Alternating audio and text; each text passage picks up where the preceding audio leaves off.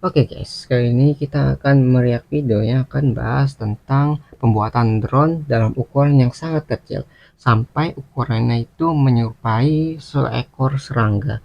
Nah, untuk mengetahui konteksnya, mari kita bersama simak videonya. Kita mulai videonya. There are robots the size of bees, others that can jump on water, and some that are powered by tiny combustion engines the size of a penny.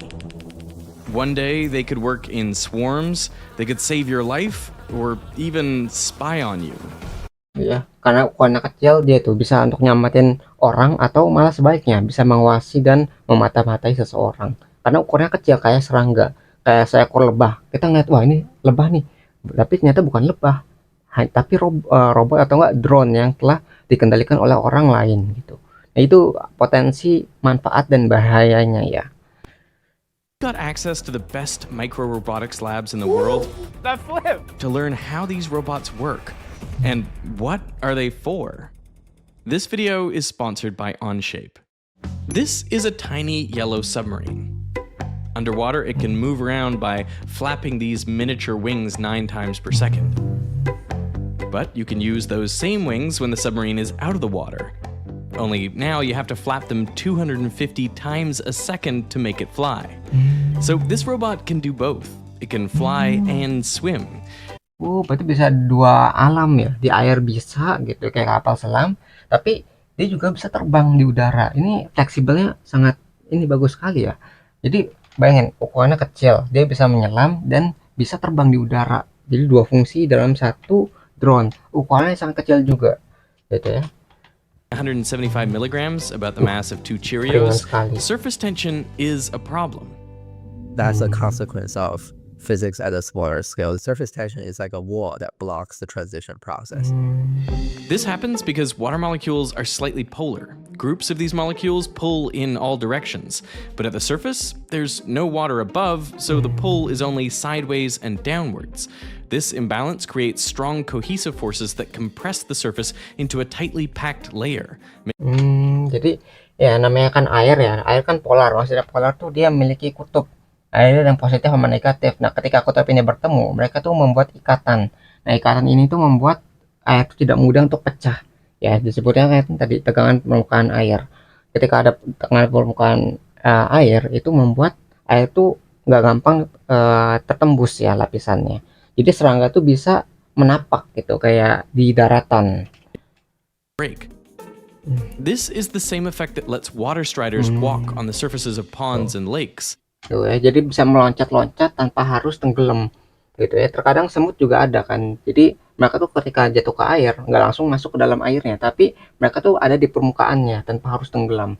Jadi itu terhambat sama tegangan permukaan airnya. This other robot weighs only 68 milligrams, and by using a spring mechanism that mimics a flea's leg, it can jump without breaking the water's surface, just like a water strider. Jadi dia bisa melompat di atas permukaan air tanpa harus tenggelam, karena tadi surface tension atau tegangan permukaan air itu menghalangi kaki serangga yang kecil itu untuk masuk dalam airnya. Jadi nggak pecah tuh bariernya atau pelindungnya ya. Like there's solid ground below. Now that's great if you want to stay on top of the water, but this barrier can also be a problem if you want to go underwater. Nah, itu jadi masalah nih. To escape this trap, the submarine splits water into hydrogen and oxygen, and then stores these gases in a buoyancy chamber. It does this because the wings are super fragile. If they started flapping while the robot was still trapped underwater, they would break right off. So the buoyancy from the gas helps bring the fragile parts of the robot out of the water. But the robot is still stuck in that top layer of surface tension. So a sparker inside the chamber ignites the gas, and the explosion breaks the surface tension and shoots the robot 30 centimeters into the air. And once it's free, this robot can fly. Jadi gitu ya solusinya. Jadi dia memecah air. Air itu kan hidrogen sama oksigen kan. Nah, menggunakan elektrolisis itu mengubah yang awalnya air, benda cair ya, itu menjadi gas, diubah tuh. Yang hidrogen sama oksigen. Nanti kan dikumpulkan dalam tabungnya. Nah, ketika tabungnya terkumpul situ, akhirnya si robot serangga ini itu bisa mengambang ke permukaan air dan menembus lapisan tegangan permukaan airnya. Jadi mereka udah ngambang, dan ketika gas sudah terkumpul di dalam tabung tadi ya, dalam kotak tadi, itu diledakkan untuk melontarkan diri. Jadi karena masih nyangkut nih tadi ya, ketika gas itu di spark atau di apa ya, kasih pemantik, itu langsung menyala dan melontarkan si serangganya keluar dari permukaan air sehingga langsung bisa terbang. Itu jadi itu solusinya untuk apa ya, melampaui tegangan permukaan air tadi ya. Nah, itu kan sangat menghambat tuh ketika dia diledakkan ya, dipicu, itu dia langsung melontar dan bisa langsung terbang. Sangat kreatif sekali ya caranya ya. This robot found a different way to break through the surface tension. It uses these large water-repellent copper pads on its feet to walk on the water, but when it needs to dive beneath, it applies 600 volts to those pads, which creates a positive charge that attracts water molecules to it and breaks the hydrophobic barrier. And that allows it to sink on command. Jadi banyak cara ya untuk memecah tegangan permukaan air. Kalau ini caranya tadi dengan tegangan listrik gitu. Jadi dialirin listriknya sehingga si air yang polar ini itu tertarik dan pecah gitu kan, gara-gara yang awalnya datar, dia gara-gara ketarik gitu, airnya memecah dan menenggelamkan robotnya. Jadi nggak cuma satu cara, tapi bisa berbagai cara ya untuk menembus tadi tegangan permukaan airnya. Then, once submerged, it can walk underwater. Both of these robots were made by Dr. Kevin Chen at MIT. You're looking at the flight room, and this is where we do all of our flight experiment. As you can see, it has motion capture cameras. This lab is one of the only places in the world where robots this small attempt flight. Okay, so because this robot's so small, it has such low inertia, right? So you're saying that it could flip faster than any other drone in the world? Beyond 7,000 degrees per second. I mean, you can actually hit the button. You let me hit the button? Yeah, I'd love to. Ready? Yep. Okay. 3, 2, 1. Oh. You know whose fault it is. Getting these robots flying is tough. I mean, they're the size of bees, so the internal mechanisms have to be even smaller, like the parts of a watch. Pakai mikroskop ya untuk benerin. Components have to be precise to within 5 microns. That's a tenth the kecil width sekali. of a human hair. Bayangin ya, kan robotnya udah kecil. Nah, itu komponen-komponen yang untuk menggerakkannya itu pasti lebih kecil lagi. Jadi ukurannya tuh sampai 1/10 tuh, jangan sampai ada kesalahan, sampai 1/10 lebar rambut kita. Jadi sangat-sangat kecil alatnya itu, dan menggerakkannya juga sangat lebih kecil lagi. Summer, we have those very big flies zipping by in the lab, and I was making the statement of, oh, they're just showing off. Jadi kayaknya dia ngeliat kan dia lagi ngebuat apa ya, serangga robot ya. Ketika ngeliat ada lalat, itu tuh kayak, oh ini lalat ini cuma nyombongin diri gitu ya. Karena ya namanya lalat kan dia bisa terbang gitu dengan sempurna ya, dibandingkan dengan penelitian yang masih dalam uji coba ini gitu. Jadi kayak ngeliat lalat, wah ini lalatnya ini kurang ajar gitu kata penelitinya gitu ya. 3, 2, 1.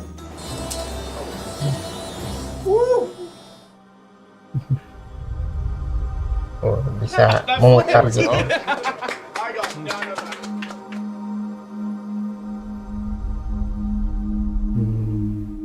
So these bots fly, but not like birds. I mean, they don't soar. Instead, they have to use a whole lot more energy, flapping their wings hundreds of times per second. So why do they do that? Well, it comes down to this scale phenomenon. Larger objects typically have less surface area relative to their volume, and that's important. Let's just approximate a flyer by a cube. Let's say it's 10 centimeters on a side. Well, then that would have a volume of 10 by 10 by 10, or 1,000 cubic centimeters, and it would have an area of 10 by 10 by 6 sides, 600 square centimeters. So the surface area to volume ratio would be 0.6 to 1. But now imagine we have a much smaller flyer that is just 1 cubic centimeter in volume. Well, its surface area is going to be 1 by 1 times 6, that is 6 square centimeters. So that's going to be 10 times the surface area to volume ratio. It's going to have a surface area to volume ratio of 6 to 1. Now, why is that so important? Well, it's because drag depends on surface area. So if you have more surface area to volume, well, you're going to have a lot more drag. And also, at that small scale, you'll be much lighter relative to that drag. So you're not going to have as much inertia, so you'll get pushed around more by the air. Gitu ya, itu apa ya, fisika dibalik yang ukuran besar dan yang ukuran kecil. Jadi kalau ukuran besar tuh dia bisa pakai sayapnya untuk nge-glide atau melayang gitu ya, karena ada daya hambat udara yang menghambat si benda itu untuk tidak langsung jatuh. Sedangkan kalau misalnya ukurannya kecil, tidak bisa menggunakan cara yang sama untuk melayang di udara. Maka dari itu mereka harus mengepakkan sayapnya itu sampai ratusan kali supaya mereka tuh bisa bertahan di udara gitu ya. Yang satu kayak pesawat, mereka cuma bentangin sayap nih. Nah, sayap itu bisa menghambat udara kan. Sedangkan kalau misalnya dalam serangga skala yang lebih kecil, itu tidak bisa menggunakan cara yang sama. Tadi karena luas permukaannya itu sangat kecil, sehingga daya hambatnya itu tidak berpengaruh apa-apa sama badannya atau sama tubuhnya. Ya, itu perbandingan antara yang apa ya, benda besar dan benda kecil memiliki cara yang berbeda untuk melayang di udara atau nggak terbang gitu ya. Or through it like a bird, and that's why bees and other insects flap their wings a lot. What they're doing is generating swirls of air above the top of the wing, and those vortices create low pressure zones. When combined with the high pressure below the wing, that is what generates lift. So they're pushed up into that low pressure region by flapping their wings back and forth.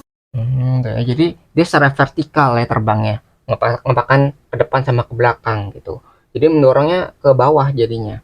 Ya secara vertikal, daya angkatnya berbeda dengan misalnya pesawat ataupun burung yang dari depan atau dari depan dan melayang gitu. Kalau ini lift atau daya angkat dari secara vertikal ya. This robot was inspired by seeds from a maple tree. Their unique shape creates the same swirling vortices above the seed's leading edge. And as they fall, they spin and generate surprisingly high lift. Tuh ya, dia mengamati alam untuk mendapatkan inspirasi. Itu jadi kayak, wah nih daun biji maple, yaitu bisa jatuh dengan perlahan gara-gara ada sayapnya. Nah ini yang bisa diteliti. Oh ternyata sayap dengan ukuran gini, bentuknya seperti ini, dan bisa diterapkan pada robot ataupun teknologi yang masih dikembangkan ini. Jadi untuk kemajuan teknologi dia bisa mengamati alam, gitu, entah itu dengan serangga ataupun dengan tadi ya biji pohon maple yang bisa jatuh secara perlahan, gitu karena memiliki sayap dengan bentuk seperti ini. Still just falling. But if you add miniature electric rotors to the ends of each wingtip on this robot, then it can generate enough lift to fly. Man, bayangin tuh ya, dengan mengamati bisa mendapatkan But this ilmu tambahan. robot isn't quite insect scale. It actually weighs about 50 times more than the RoboBees in Kevin's lab. So to power something that small, you can't just use electric motors. I mean, the magnets and coils don't scale down effectively to such a small size. So to power the first RoboBees, they had wings driven by special crystals called piezoelectric crystals. By applying a voltage across the crystal, they contract slightly, but only around 0.1%, not nearly enough of a deflection to make a robot fly. So roboticists designed a chassis that mechanically amplifies the motion 30 times. If you then turn the voltage on and off 120 times per second, the RoboBee flaps its wings and flies. But there is a downside to piezoelectric crystals, which is they're fragile. Even a small impact to the wings and the crystal cracks and the RoboBee stops working. So at MIT, they... Jadi pemilihan awal tuh masih pakai piezoelektrik. Sedangkan tadi ada kelemahannya. Karena dia kristal. Nah kan kristal tuh bentuknya tuh kan padat ya. Dan kalau misalnya dalam kena gaya tertentu yang tidak sesuai dengan arahnya, itu bisa membuat si kristalnya retak. Dan kalau udah retak, ya rusak, nggak bisa dipakai lagi. Karena bentuknya kristal ya itu kelemahannya ya. Differently. They're so confident that it will survive being dropped that they're gonna let me throw it off of a building. So, I mean, here we go. Sekecil itu ya robotnya. Okay, we gotta go see. Come on.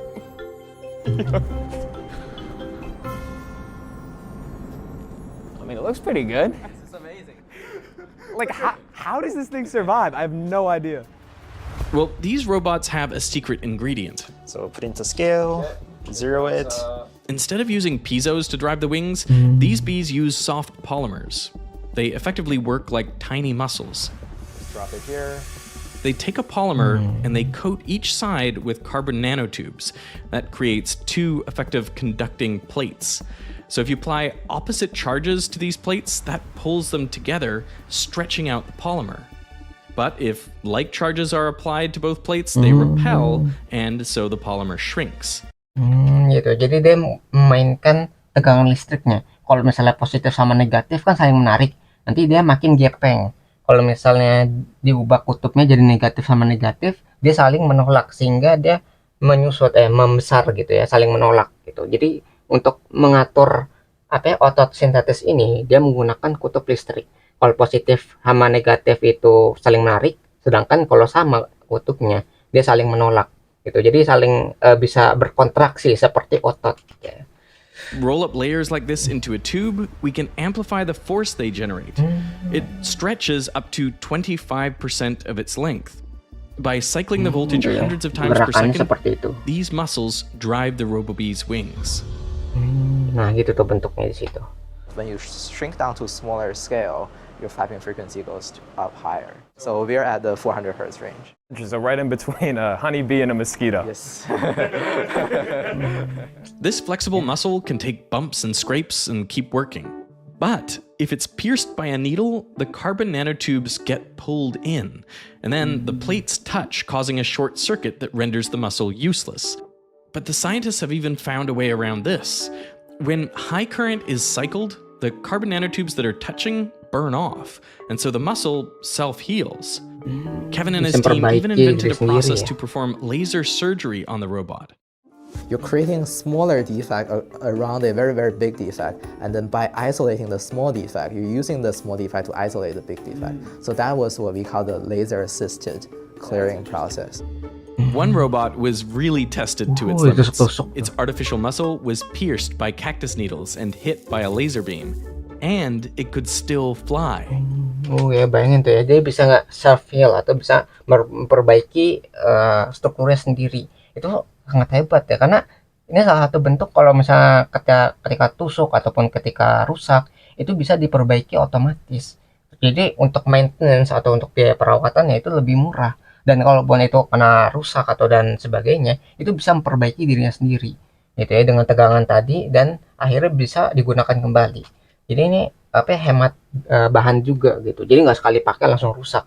Tapi bisa misalnya ketusuk ataupun rusak, itu bisa memperbaiki lapisan tadi ya untuk ototnya gitu. These muscles are energy intensive, and for robots at this scale that have to be so light, there's no room for extra batteries. Baterainya di mana Luckily, nih? there is another way to get around. That's a jumping flying robot. This RoboBee conserves energy by hopping. This tech was used on another drone at the City University of Hong Kong. Normally, this drone can only fly continuously for 6.3 minutes. But with the hopping attachment, it can keep moving for 50 minutes, nearly 10 times longer. Jadi menghemat dengan cara tadi melompat dan menggunakan energi dari gravitasi.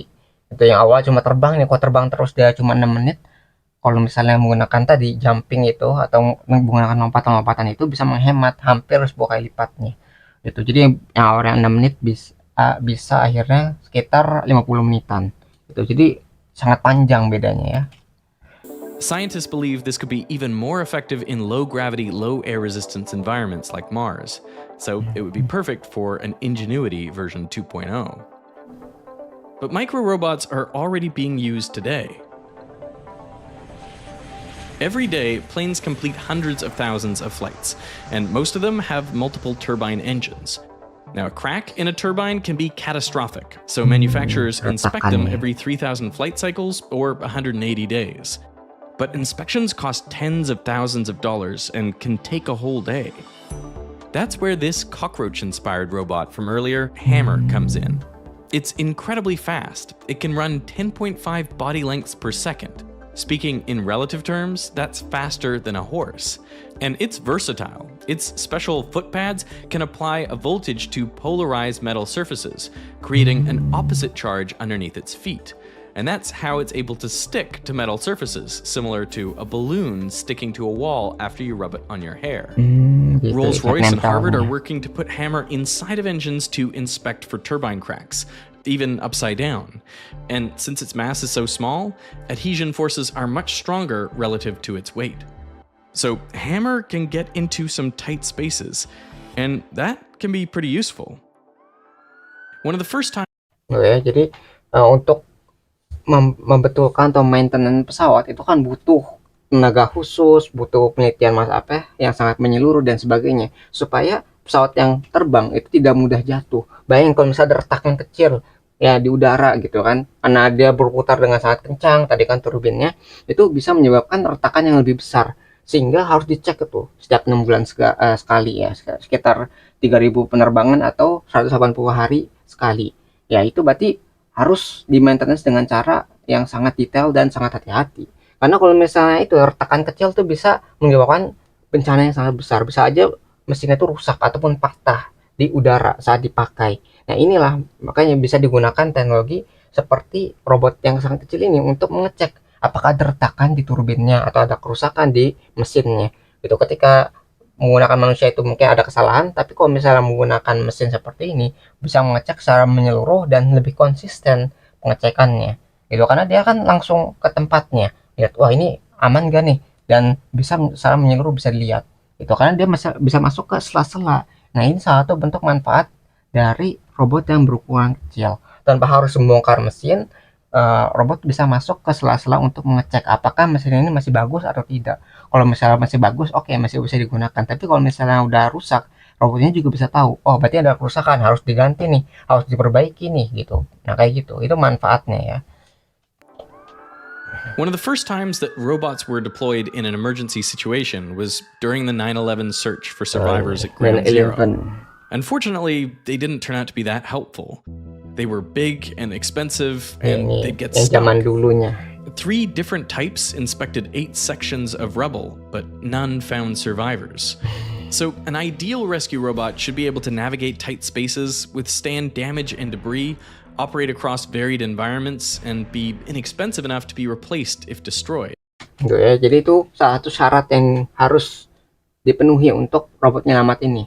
Jadi bisa untuk ke tempat yang sempit, terus bisa menahan dari kondisi lingkungannya lah. Kalau misalnya dia kebentur dikit nggak langsung rusak gitu, jadi dia nggak lebih kuat lah bahannya, dan dia bisa di segala tempat ya, nggak cuma di darat doang, mungkin di air, bisa di udara gitu, jadi lebih fleksibel juga. Bayangin kalau misalnya dia nggak bisa masuk dalam air, kan kesulitan. Kalau misalnya nggak bisa dia bertahan dari debu, jadi masalah juga. Jadi lingkungan juga termasuk, dan kalau bisa harganya itu lebih murah sehingga bisa diproduksi dalam jumlah yang banyak. Dan kalaupun harus dihancurkan, misalnya wah ini nggak bisa diselamatkan lagi nih robotnya, itu tidak memakan biaya yang sangat mahal ya. Jadi itu syarat-syarat yang bisa digunakan untuk robot penyelamat ini gitu ya. Jadi dari bahannya dan dari harganya juga harus terjangkau. Cost is actually quite low for making the robot. The human labor is high, but in terms of the material, right? A couple of dollars per robot, but it's really not that much, yes. So, the idea is to deploy swarms of insect-sized micro-robots to search for survivors in disaster zones. Itu manfaatnya. But I understand when I say swarm, you might get a little worried. I mean, swarms of miniature killer robots are straight out of dystopian sci-fi. Ya, di sisi positifnya ada sisi negatifnya. Jika sisi positifnya itu bisa menyelamatkan nyawa, apakah sisi negatifnya ini bisa menghilangkan nyawa gitu ya, bisa berbahaya untuk manusia ketika digunakan untuk tadi hal-hal yang negatif. From Dune, or the killer robot bees from Black Mirror. Nah ini. You might be familiar with that like famous Black Mirror TV episode where all like the bees. Yeah. When that came out, everybody that I had ever met in my entire life sent me a text message that was like, "Hey, bro, you seen this?" But this idea isn't so far-fetched. In the early 2000s, bees were dying off. It's called colony collapse disorder. Congress is holding hearings. Even the vice president has been briefed. In fact, the whole RoboBee project started with the goal of replacing the bees. Thankfully, that idea didn't last long. Bees can do much better jobs in terms of pollination than those robots, much more cheaply. Gitu ya. Jadi ada gara-gara apa ya, bencana alam atau perubahan iklim itu banyak lebah yang mati gitu. Nah, untuk dikiranya bisa diganti dengan robot, sedangkan robot tuh lebih mahal untuk pengoperasiannya dibandingkan dengan yang alami. Kalau yang alami kan kita nggak perlu ngurusin tuh, nggak perlu ngurusin makannya, ngurusin perbaikannya, pembuatannya dan sebagainya. Jadi yang alami itu lebih bagus dibandingkan dengan robot apa ya, lebah buatan gitu. Jadi itu perbedaannya, dan kita bisa lihat ya, yang lebah itu emang lebih efektif dibandingkan dengan robot. Ya, lebah itu lebih efektif untuk apa ya, polinasi ya, fungsinya polinasi dalam tanaman. A huge colony of bees to do those effectively. Also, from an environmental protection perspective, I think it doesn't make sense to replace bees with robotics bees. From a cost-effective perspective, and also from the perspective of, if you have so much money, why making those bees and protecting the real bees? Okay, so they won't replace the bees, but I can still easily imagine a world where these same robots that are supposed to help in a disaster are secretly being used to spy on me. I mean, it's a bug that would literally look like a bug. That's terrifying. Is there any fear from you about what they could be used for, like ethically? We really focus on the fundamental science and solving the fun technical problems. And as a society in general, we all should think about collectively how to prevent those new technology from doing harm. But we're... Ya, namanya dia itu dalam mencegah supaya tidak apa ya, digunakan untuk hal-hal negatif. Tapi kan bagi dirinya itu tidak bagi militer. Kalau militer pasti melihat, wah ini ada potensi untuk digunakan seperti ini nih, gitu. Karena nggak cuma tadi ya dalam hal positif saja, bisa digunakan untuk hal negatif yang bisa menyakiti atau merugikan manusia, gitu ya. Jadi ada dua sisi nih, bisa untuk positif, bisa untuk negatif sekarang. Ourselves. I mean, most of the robots we've seen aren't able to spy on us. In fact, they're not even fully autonomous. We have outboard sensing from those cameras. We have outboard power from those and outboard computation. What you see today is everything is outboard. But hopefully in 5 years, then we can combine both sensing autonomy and power autonomy, and that's the longer term goal. Jadi masih dalam penelitian tuh, masih belum sempurna. Jadi kan tadi baterainya belum bisa dipasang, terus komponen-komponen penting itu belum bisa dimasukkan dalam robot yang sangat kecil tadi. Jadi masih banyak kendala ternyata, belum sempurna. Yang tadi itu kayak energinya masih disuplai dari luar, dan mungkin bagian-bagian yang lain juga masih belum bisa digabungkan dalam struktur yang sangat kecil seperti robot serangga seperti ini. Jadi masih butuh penelitian yang lebih dalam lagi ya, lebih panjang lagi untuk menemukan supaya bagaimana semua komponen itu bisa dimasukkan dalam wadah yang sangat kecil seperti robot serangga ini. Masih penelitian. Has managed short bursts of untethered autonomous flight. So it's fair to say we aren't that far off from robot insects operating freely around us. Still, there is a limit to how far these robots can go on just batteries. Batteries need shielding to prevent damage, short circuits, and leaks. And the thing is, as batteries are scaled down, this shielding has to stay about the same thickness. So that means smaller batteries become increasingly inefficient. And that's ignoring that the energy to weight ratio of batteries is just fundamentally lower than that of chemical fuels. At the insects... Jadi itu kelemahan dari bahan bakar. Kalau misalnya pakai baterai kan harus dilindungi tuh. Nah, pelindungnya itu kan memiliki berat. Nah, jadi tambahan tuh, beratnya berapa, energi yang disimpannya berapa. Dan semakin kecil ukurannya, semakin tidak efisien. Kan tadi, pelindungnya harus tetap ada, tapi energinya itu makin mengecil. Ya kalau misalnya dimasukkan dalam serangga, jadi kan nggak efektif gitu. Ya, semakin berat dan semakin tidak efisien. Nanti terbangnya sebentar langsung mati gitu karena tidak mampu untuk bekerja dalam waktu yang lama. Jadi itu kelemahannya. Jadi berat sama energi yang disimpan itu masih menjadi masalah atau kendala utamanya di situ. Matters. We just said, like, let's just sail past all of that and just use a video game cheat code and just power our robot with the smallest explosions possible and put 2 tiny internal combustion engines on board it. And it works. And it sounds like a combustion engine, which is probably my favorite part of it. Cameron's penny-sized engine runs on a constant stream of methane and oxygen.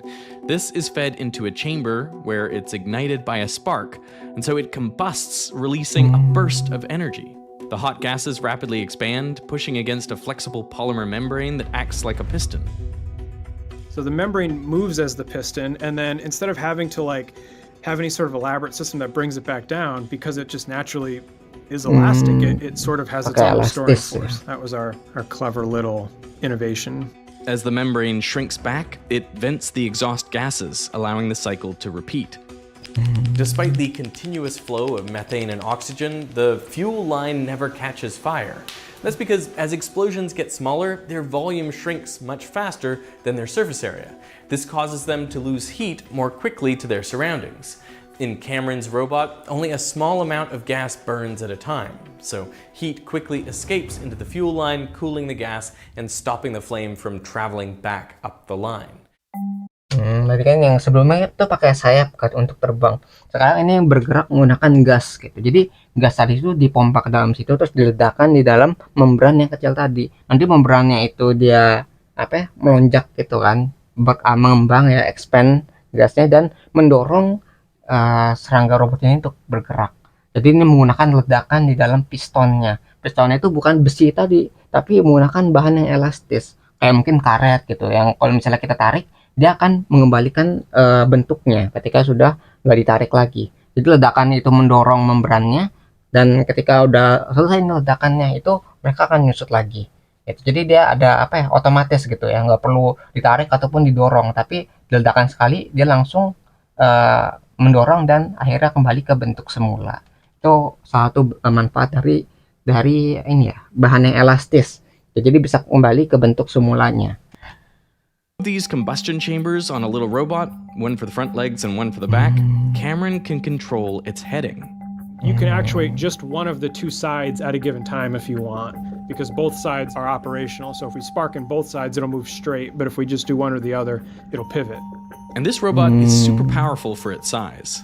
It weighs 1.6 grams, which is about as much as a gummy bear weighs. It can jump like 2 feet in the air approximately. It can carry 22 times its body weight, which is about what a cockroach or a lot of beetles can do. We'll be able to put a fuel tank, microelectronics, sensors, a camera, battery, and still have weight left over to go, and this thing will still chug along. Gitu ya. Jadi itu manfaatnya tadi. Kalau misalnya menggunakan listrik tadi, kelemahannya kan harus ada shieldingnya, beratnya dan sebagainya, itu jadi masalah. Sedangkan kalau misalnya menggunakan bahan kimia, ya kayak tadi reaksi dengan gas, itu memiliki energi yang lebih tinggi, sehingga kalau mau dikasih gas di sana itu masih bisa, mau dikasih peralatan lain masih bisa. Jadi ketika energi yang dihasilkan itu tinggi, mereka bisa menempatkan banyak bahan-bahan yang lebih berat gitu, kayak tadi kamera, tabungnya dan sebagainya itu bisa ditempatkan dalam robot yang kecil ini. Jadi bisa lebih viable atau lebih mungkin untuk digunakan dibandingkan dengan yang listrik ya, menggunakan baterai tadi. Jadi itu dampaknya gitu ya, tergantung bahan bakar yang digunakan. Yang tadi listrik itu ada keuntungan kelemahannya, dan ini bisa menggunakan gas untuk menjalankannya. That's the future. That's the goal. Scientists have created robots that can do what some insects do, and there are clear applications for this work. But for these roboticists, these self-labeled misfits, that's not what it's all about. If it's about application, we should all make a startup and try to think about what we can do to make money, right? We think there are nice applications like inspection and search and rescue, but I would say as a research lab, we are mostly driven by curiosity. I think that's a very honest answer. Ya penasaran aja nih. So cool. If you are someone who designs hardware like these robots, Mini or Mighty, you know that you need to create a CAD model first so you can prototype and bring your ideas to life. But the problem with most mainstream CAD software is you need a very powerful computer and a mighty budget. That's why we reached out to today's sponsor, Onshape. Onshape is a modern CAD and PDM system designed for businesses. And unlike any other professional CAD system, Onshape is built entirely in the cloud, powered by Amazon Web Services. That means you don't need expensive computer hardware, it never crashes, and you never lose your work. It just runs in your browser on any system, be it Windows, Mac, Linux, or even on your phone. I can actually pull up that mini robot model right now and start moving some of these things around. It's also built to be collaborative, so you can work alongside friends or colleagues like never before on the same design in real time. For businesses, you can trial Onshape for 6 months, and for students, hobbyists, it's completely free to use. Just head over to onshape.pro/Veritasium and sign up to get started today. Onshape also uses tried and tested Git-style version control methods from software design, so you don't have to worry about sending multiple large files around and keeping track of all the different iterations. It is all done for you. None of this emailing v2 final for real this time one nonsense. If you work for a government agency or have contracts with the government, I have good news. Onshape now has a plan that enables teams to comply with federal regulations like ITAR and EAR. So nothing is holding you back. Go sign up for free at onshape.pro/Veritasium to get started engineering for the future today. I want to thank Onshape for sponsoring this video, and I want to thank you for watching. Ya, jadi itu ya. Jadi sponsornya tuh sangat kreatif sekali ya, ngelihatnya kayak, wah dia bisa mendesain robot seperti ini gitu ya. Di luar negeri ternyata udah semaju itu. Jadi kita buat di rumah nih, itu bisa dikirimkan dan dibuatin sama perusahaannya. Itu ya, jadi sangat canggih sekali di sana. Ketika kita punya ide bisa kita tuangkan di laptop kita, di komputer kita tanpa harus membebani hardware dari apa yang kita miliki. Dan ketika udah selesai itu bisa dibuat sama si ininya perusahaannya. Jadi kalau ada ide kreatif mereka langsung bisa mewujudkannya di dalam rumah. Itu jadi nggak perlu keluar lagi tuh, langsung dalam rumah punya ide langsung diterapkan. Yaitu di luar canggihnya seperti itu ya. Nah, mungkin itu ya iklan dari video ini. Nah, mungkin apa yang bisa kita pelajari bahwa tadi ya teknologi itu sedang sangat berkembang, dan untuk drone itu yang awalnya besar dan terlihat itu sekarang mulai mengecil sampai ukuran serangga. Walaupun tadi masih banyak kekurangannya ya, masih dalam energinya, masih dalam ukurannya dan sebagainya, itu masih dalam kendala. Tapi penelitian untuk mengecilkan dan untuk memperbaiki kesalahan tadi ya atau kekurangannya itu sudah atau sedang dikembangkan ke arah yang lebih baik gitu ya. Walaupun tadi ada positifnya, pasti ada negatifnya. Ketika positifnya ada, dia bisa menyelamatkan nyawa, sedangkan kalau yang negatif itu bisa bahkan ya bisa menghilangkan atau menyakiti seseorang itu. Tapi tadi kita udah pelajari banyak ya dari video ini.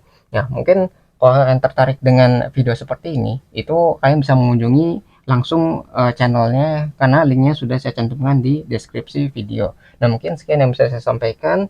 Semoga videonya bisa bermanfaat. Kurang lebih mohon maaf. Kita ketemu lagi di pembahasan selanjutnya, insya Allah.